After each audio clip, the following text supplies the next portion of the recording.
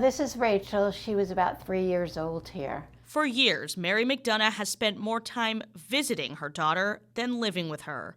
It was very disturbing to be away from her. 15-year-old Rachel was diagnosed with autism when she was 6. She was one of those that was hard to diagnose. She was very social, cracked jokes, she talked a lot, she gabbed, and she didn't present as a typical child with autism. Her mental health and behavioral problems started as young as 3 years old and only got worse as she got older. As the years went on, she became very aggressive. She was doing a lot of self-injury, headbanging, biting herself. She started throwing things and breaking things, and it got to be, when she was really in a rage, we had this thick, heavy wooden table, and she would lift it up and throw it. She seemed to have this strength that was incredible. That's how Rachel landed at Bradley Hospital for the first time, back in 2017 when she was 9. It's the only psychiatric hospital for children in Rhode Island. When you got to Bradley, how long did you think she was going to stay there? Well, so when you walk into Bradley, into the admissions section, there's a sign that says how long your child's going to be there, and it's 7 to 10 days. So that was my understanding, 7 to 10 days. The reality was much different. She was in and out of Bradley for lengthy stays. I'm talking, 6 to 9 months stays. Mary says Rachel spent more than 1,000 nights at Bradley Hospital, over a dozen admissions in 5 years. She essentially lived there. She was there more than she was home. When she was able to come home, it was just the same thing. It didn't seem like anything was working for her.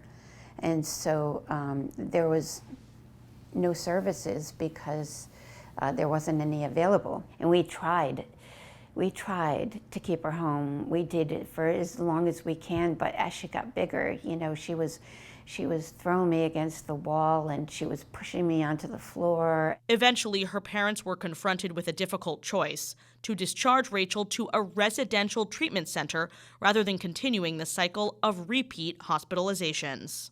To find a residential was, in what they told us, was just turning out to be impossible. There was nothing in Rhode Island available. There was no girls' residentials. And so they started, towards the end, looking all over the United States.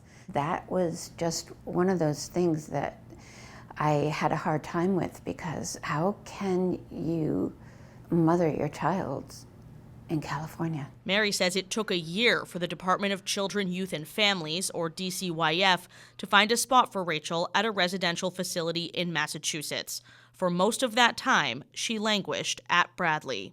As it turns out, that Bradley Hospital is just like a nursing home for children waiting for residential placement. It is an appalling failure. Rhode Island's U.S. Attorney Zachary Cunha says the Department of Justice started investigating the situation at Bradley in 2022.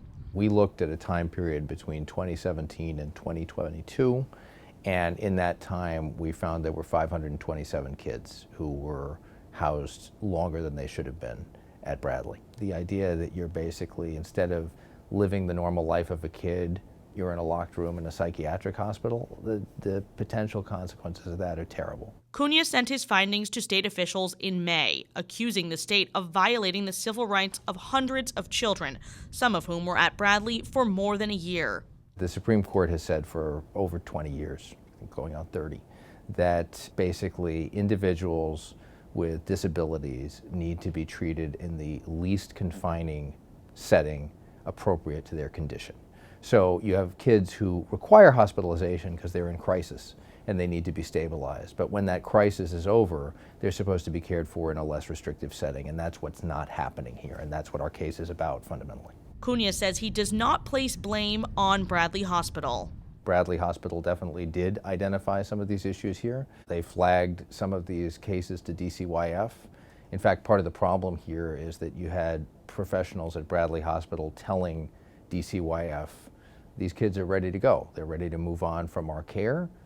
and DCYF failed to place them in less restrictive contexts. Both the DCYF director, Ashley Deckert, and Governor Dan McKee declined to be interviewed for this report about what they are doing to try and solve this crisis.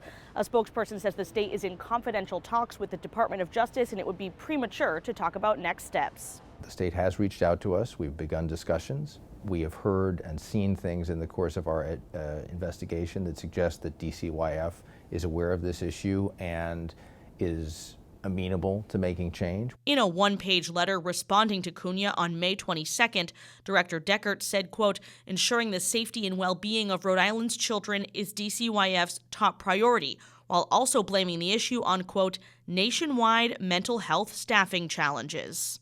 If the state needs to revise how it conducts these programs structurally, if it needs to revisit how it does discharge planning, whatever the cause, the state needs to fix it. So the options are you come to some sort of settlement or agreement with the state, or you sue? Basically, yes. I am hopeful. I am always hopeful.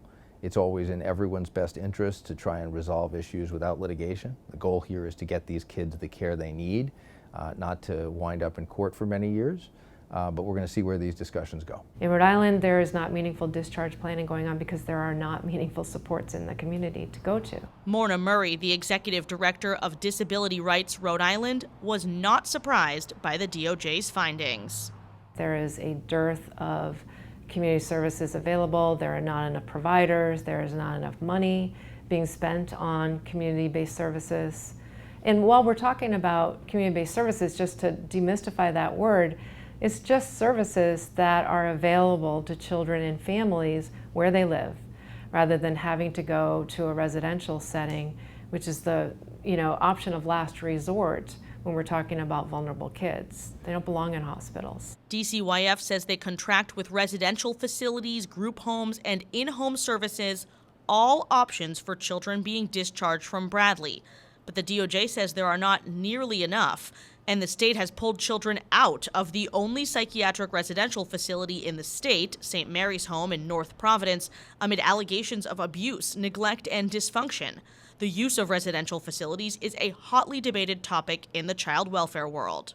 There's all kinds of not only anecdotal evidence, but hard evidence across the country that these kinds of residential settings are harmful for children. Far from being an answer, they actually exacerbate distress and other behavioral health challenges that children are experiencing. Currently, 76 children in DCYF's care are placed out of state, including Rachel McDonough, because of the lack of facilities here. Responding to the need, 2 years ago, lawmakers approved $45 million for a 16-bed residential facility for girls. Construction is set to begin this summer in Exeter. Adding more beds so that you can long-term institutionalize more kids who can be adequately cared for in the community, that's not the solution. That's exacerbating the size of the problem. We would advocate for taking some of the money, a significant portion of the money that's going towards residential beds, and putting that towards community services. Because not only are community services more effective, more compassionate, creating more connections for children, which is what they need, but they're far cheaper, far less expensive. They are a fraction of what residential care costs. One of those options is called therapeutic foster care, where foster parents are trained and paid to care for children with special needs. The DOJ found that the state cut the pay to those foster parents in 2020, which over time led to fewer families being available that could have taken in children waiting to be discharged from Bradley. Of course, we're outraged by that, and we can't understand that. At the same time, state governments are constantly robbing Peter to pay Paul. In the most recent legislative session, lawmakers funneled millions of additional dollars to DCYF, including for foster care and for workforce development, so mental health providers can hire more staff. My ideal scenario would be Rachel would be home with her family. I would have staff here to take care of her. And does that scenario not exist? It does not. Mary McDonough says Rachel is doing better at the residential treatment facility in Massachusetts, where she also receives rigorous schooling after missing so much education while living in the hospital. But she is only allowed to see her parents for short visits. We want her home. We want her back home. If services become available where we can take her home, that would be great. But the school systems here, even the private schools, have been in the past unable to deal with her. So she didn't really get an education. She's missed most of her childhood. Do you believe the state of Rhode Island has failed Rachel? The state of Rhode Island has failed her miserably. It has failed our whole family.